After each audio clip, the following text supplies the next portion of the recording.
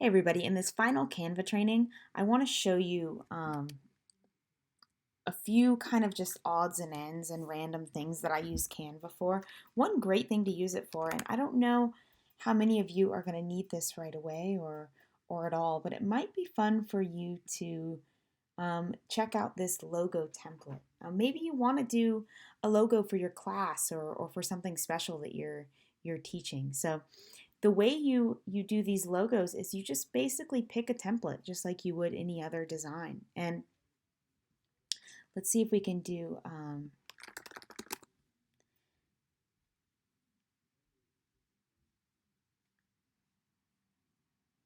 any education oriented logos. So some of this stuff is like labels, like logos for things that you would create, a guide to learning from home, etc. Right? I'm looking for something that's more of a traditional logo here.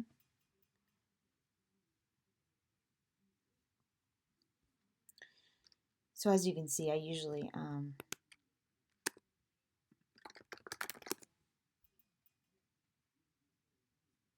this is a cute little kindergartner logo here. So if you wanted to make a logo, it's literally that simple. You can change any of these elements. You can ungroup them. You could change this. Say I wanted to change this to a school. Maybe I want to change it to books. Could put that in there. I can change the copy, the font, anything I want to change. And maybe I decide that this isn't the template I want to use. So I can go and find a new logo and change that. Maybe I want to test a couple and play around here. I can go and try this one. I can change the copy here.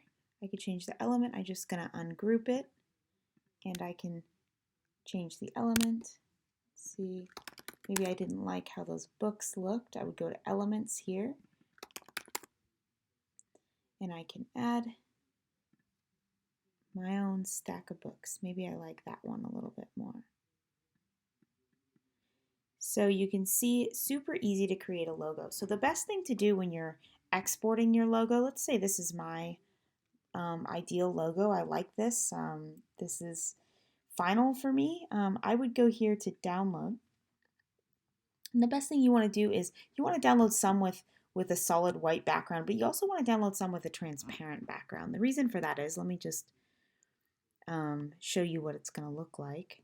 You would download it as a PNG if you wanted a transparent background. I'm going to select the page, so page 1, download.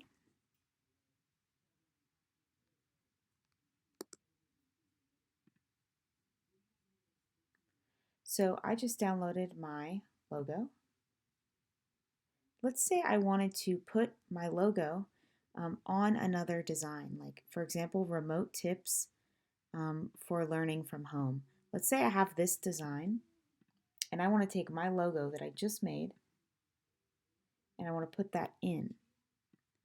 Since my logo is transparent, I can pop my logo, I can upload the file that I just made and put that into my new design. See? The coloring doesn't look very good, but you guys see the point I'm making here is that if you download your logo as a PNG or JPEG and you keep the background, you don't download it as a transparent background. Let's do page 1. I'm going to show you, download that logo. And I try to put this logo in. See, it's going to have a white box around it, right? So Canva is really neat in the sense that it has an easy feature to download a transparent background so that you can take these logos and just put them on anything. And you might use that transparent background for a lot of different things as you go along and go through Canva. It's super helpful. So this is your easy, very easy logo generator. I want to show you guys the other kind of exporting options that we have here. So a PNG is a higher quality file, you can do a transparent background with a PNG. None of these others are going to offer you a transparent background, right? So a PNG is ideal for a transparent background, but most places that accept a PNG file are also going to accept a JPEG. So you can download a PNG or a JPEG, and that file type is going to be accepted most places. So if you download a PNG or JPEG, you can typically upload that anywhere that you need to upload it. A PDF is your standard super high quality file. You would want to do a PDF if you were presenting. If it was a presentation, you definitely want to export it as a PDF so that it's high quality. But let me show you something really quick that I think you're going to find interesting and helpful. Let's say I'm doing a Google Slide presentation, and I have created, a wonderful presentation. Let's say I've created a presentation here.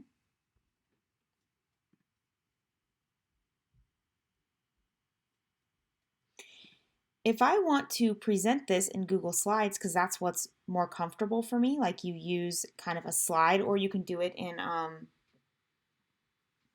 any SlideShare program really that like most of them are going to accept images. So if you're typically using Google Presentation, but you want your slides to be a little bit more flashy, a little bit more fun, you could always design them in here, and then you can download them. You would not be able to download, in this case, do not download them as a PDF. You want to download it as a PNG or JPEG. So I'm going to download my slide. And I can just take this slide and put it right on this slide here. So now I'm just going to fit it to here. Oops. There we go, and there we go. See? So now I have really fun slides inside of Google Presentation, because otherwise their templates for slides are pretty boring. Like, this is about what you get, sans a few different colors, right? I mean, it's not the worst thing in the world, but you can't you have a lot more flexibility to design fun slides if you use Canva. You can use little graphics and things like that, and it's a lot easier. So just go ahead and create your presentation here, export that as a PNG or a JPEG, and just drop that into your slide presentation program, and you can have super fun, customizable slides. Okay, so the last thing I want to show you in this is very fun. We can do Zoom virtual backgrounds. I know that a lot of you are presenting on Zoom, and they have a lot of fun ones here. So we can use some of these video things that they've created, or we can design our own custom Zoom virtual background, all right? A conference call bingo. This is really funny. So let me show you how these work. So I typed in Zoom virtual background, and I could literally just come in here and download this video and use it as my Zoom virtual background. So I'm gonna download one of these.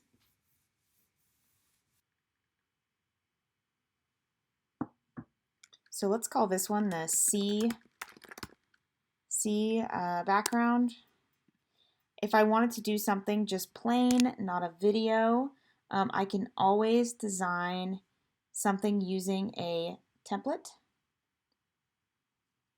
Look, they've got these random templates here that I can use. These are some nice little Earth Day templates. I could customize this in the same way I can customize anything else, right? Anything else I want to do. Maybe I want to just drop my logo. Maybe my logo belongs on here. I don't know. Whatever it is that you want to do. Maybe you want to add a custom graphic.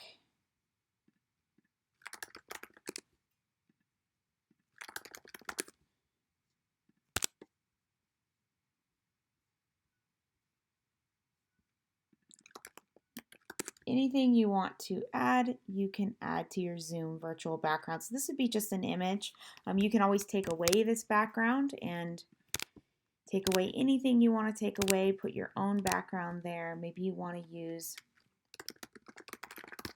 just a plain image, like a photo, something like this. You can just fit that to the screen. And voila, I have a Zoom virtual background and I am in it. So maybe I just want to do a chalkboard. Why not? That would be kind of fun, right? So, okay, so let's show you now how these Zoom virtual backgrounds that I just made in Canva, I'm going to download it as, this one is not a video. I'm going to download this one as a JPEG, and I selected page 2, right? Great. Okay, so now I've got my virtual backgrounds on deck. Okay, so I'm going to click on virtual background here. And I am basically just going to click add image or video. Let's add the video first. See background. Perfect. I can put that in. And so when I'm in my Zoom meeting, that see background is going to pop up. I can add an image. My chalkboard.